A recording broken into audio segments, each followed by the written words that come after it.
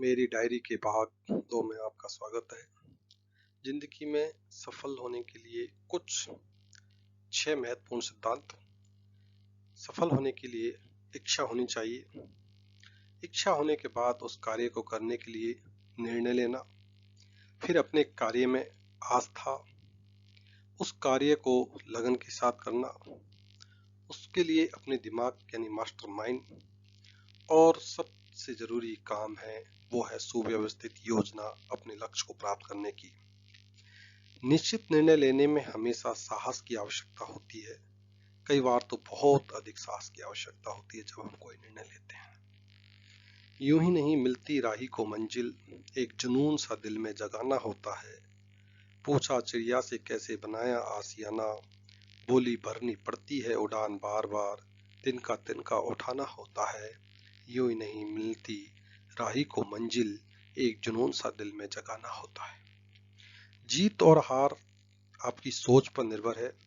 मान लो तो हार होगी और ठान लो तो जीत होगी। जो सपने देखते हैं और उन्हें पूरा करने की कीमत चुकाने को तैयार रहते हैं, वे ही लोग सफल होते हैं। अपने मिशन में कामयाब होने के लिए आपको अपने लक्ष्य के प्रति एकाग्रचित होना पड़ेगा। APJ Kalam. A man who dares to waste 1 hour of time has not discovered the value of life। Charles Darwin ने इस कोटेशन के माध्यम से समय की कीमत बताई है कि a man who dares to waste 1 hour of time has not discovered the value of life। 2 अक्षर का होता है लक, 2 अक्षर का होता है लक, 2.5 अक्षर का होता है भाग्य, 3 अक्षर का होता है नसीब, 3.5 अक्षर की होती है किस्मत, लेकिन ये सब 4 अक्षर की मेहनत से छोटे होते हैं। लगन का अभाव असफलता के सबसे बड़े कारणों में से एक है। अगर हम कोई काम को लगन से नहीं करेंगे तो सफलता मिलना मुश्किल है। परेशानियों से भागना आसान होता है, हर मुश्किल जिंदगी में एक इम्तिहान होता है। हिम्मत हारने वालों को कुछ नहीं मिलता जिंदगी में, मुश्किलों से लड़ने वालों के कदमों में ही जहान होता है। परेशानियों से भागना आसान होता है।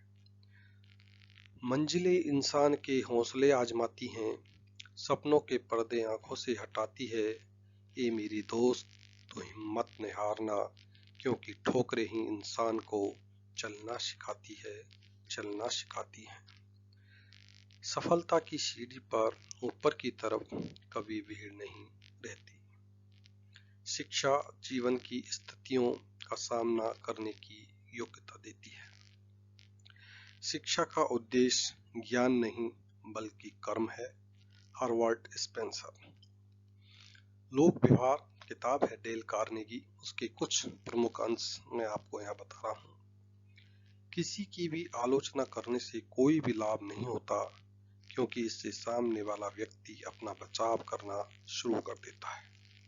आलोचना बहुत खतरनाक भी होती है, क्योंकि उससे व्यक्ति के आत्मसम्मान को बहुत ठेस पहुंचती है और फिर उस व्यक्ति के दिल में आपके लिए दुर्भावना भर जाती है। इतिहास इस बात का गवाह है कि निंदा या आलोचना से किसी समस्या का कोई हल नहीं निकला। किसी की भी आलोचना भूल कर भी मत करो, इससे आपको भी आलोचनाओं का सामना नहीं करना पड़ेगा। अपने पड़ोसी की छत पर पड़ी बर्फ के बारे में शिकायत तब तक मत करो जब तक कि आपके स्वयं के घर की सीढ़ियां साफ न हो। कन्फ्यूशियस दार्शनिक ने बात कही। ये कुछ प्रमुख उद्वंत मैं आपको लोक जो व्यवहार डेल कार्नेगी की बुक है उसके बता रहा हूँ। मैं किसी के भी विषय में बुरा नहीं बोलूंगा, हर किसी के बारे में केवल अच्छी ही बातें बोलूंगा। ये संकल्प अगर आप करते हो तो आपको कई परेशानियों से बचाव होगा। सर्वप्रथम सामने वाले व्यक्ति में किसी कार्य को करने की प्रबल इच्छा जागृत करें। जिसने यह कर लिया पूरी दुनिया उसकी मुट्ठी में, और जो यह नहीं कर सकता वह तो अकेला ही रहेगा। सामने वाले व्यक्ति में काम करने की प्रबल इच्छा जागृत करें। दूसरे व्यक्तियों में सच्ची तथा वास्तविक रुचि लें। हमेशा मुस्कुराते रहिए। आपकी मुस्कुराहट आपसे कहती है, मैं आपको पसंद करता हूँ, आपसे मिलकर मैं बहुत प्रसन्न होता हूँ। मुस्कुराहट कहती है कि संसार रंगीनियों से भरा पड़ा है। मुस्कुराहट आपके चेहरे पर दिखाई देती है तो आवाज में सुनाई देती है। जब तक सामने वाले को किसी काम में आनंद नहीं आता, तब तक वह उस काम में सफलता प्राप्त नहीं कर पाता। इसलिए मुस्कुराहट का मूल बताया है। इससे खर्च एक पैसा भी नहीं होता, बेशुमार संपत्ति मिलती है। जिन्हें यह मिलती है वे तो माला माल हो जाते हैं, लेकिन जो इसे देते हैं वे भी गरीब नहीं होते। यह एक क्षण में ही प्राप्त हो सकती है, लेकिन इसका स्मरण स्थायी होता है।